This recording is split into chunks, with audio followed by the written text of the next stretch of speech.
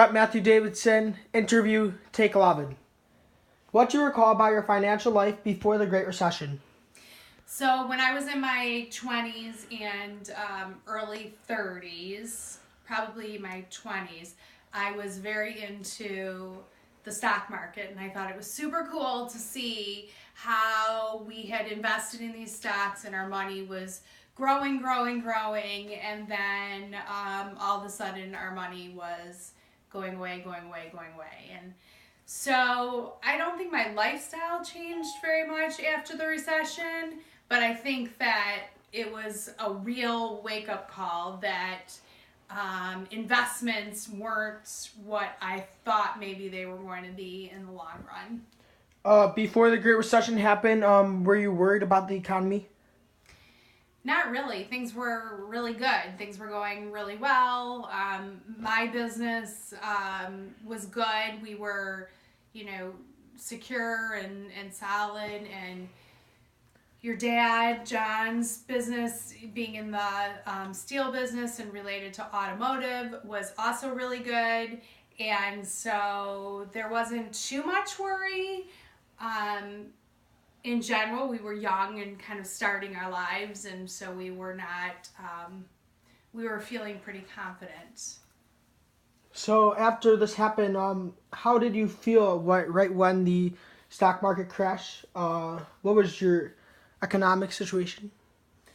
Well, we were fine, and because we hadn't stockpiled that much money, and we weren't dependent. We were fortunate that we weren't older at the time and hadn't retired, and we weren't completely dependent on our life savings. We were still in our place in our lives when we were building our money and saving money versus, trying to live off of what we already had. So while it was a bummer for us, we were realistic that it was far, far worse for so many other people at the time. So are you saying you didn't lose that much money? We didn't lose a ton of money, mostly because we'd done a big house renovation and we had put a lot of money into our house. And so we didn't really have that much money to lose at the time. So we were fortunate that we had put this amount of money into the house because it would have been probably gone anyways. How did this affect your family? Again, I don't really think it affected our family too much. Not our immediate family or our distant or our, near relatives. I think everybody, it was a scary time because there was a lot of uncertainty and there was, in particular in my business, we were watching things go downhill a lot, but I wasn't that involved in the business at that particular point because I was focused on raising kids, and so I wasn't really working that much. What lessons did you learn from the Great Recession? I think one of the biggest lessons is that you have to be really, really careful about what types of investments and where you put your money, and you have to be very diversified and make sure that you're not in a situation where if the stock market crashes, you lose everything. I think that's that was a big lesson, and to feel, I think more about trying to pay off debt and not own as much on our house and those sorts of things.